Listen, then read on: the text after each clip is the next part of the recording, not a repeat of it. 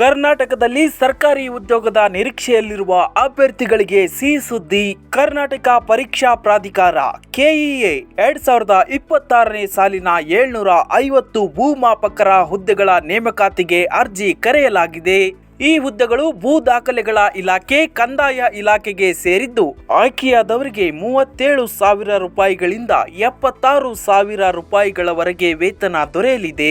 ಅರ್ಜಿ ಸಲ್ಲಿಸಲು ಅಭ್ಯರ್ಥಿಗಳು ಪಿಯುಸಿ ಅಥವಾ ಪದವಿ ಪೂರ್ಣಗೊಳಿಸಿರಬೇಕು. ವಯೋಮಿತಿ 18 ರಿಂದ 40 ವರ್ಷ. ಮೀಸಲಾತಿ ವರ್ಗದ ಅಭ್ಯರ್ಥಿಗಳಿಗೆ ಸರ್ಕಾರದ ನಿಯಮಾನುಸಾರ ವಯೋಮಿತಿ ಸಡಿಲಿಕೆ ಇದೆ.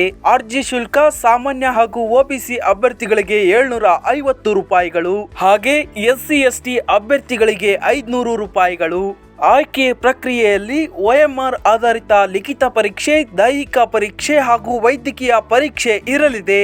ಅರ್ಜಿ ಸಲ್ಲಿಸಲು ಕೊನೆ ದಿನಾಂಕ ಆಗಸ್ಟ್ 7, 2026. ಶುಲ್ಕ ಪಾವತಿಸಲು ಆಗಸ್ಟ್ 10 ಕೊನೆ ದಿನವಾಗಿದ್ದು, ಪರೀಕ್ಷೆಯನ್ನ ತಾತ್ಕಾಲಿಕವಾಗಿ ಅಕ್ಟೋಬರ್ 3 ಮತ್ತು 4ರಂದು ನಡೆಯುವ ಸಾಧ್ಯತೆ ಇದೆ. ಹೆಚ್ಚಿನ ಮಾಹಿತಿಗಾಗಿ ಕೆಇಎ ಅಧಿಕೃತ ವೆಬ್ಸೈಟ್ಗೆ ಭೇಟಿ ನೀಡಿ.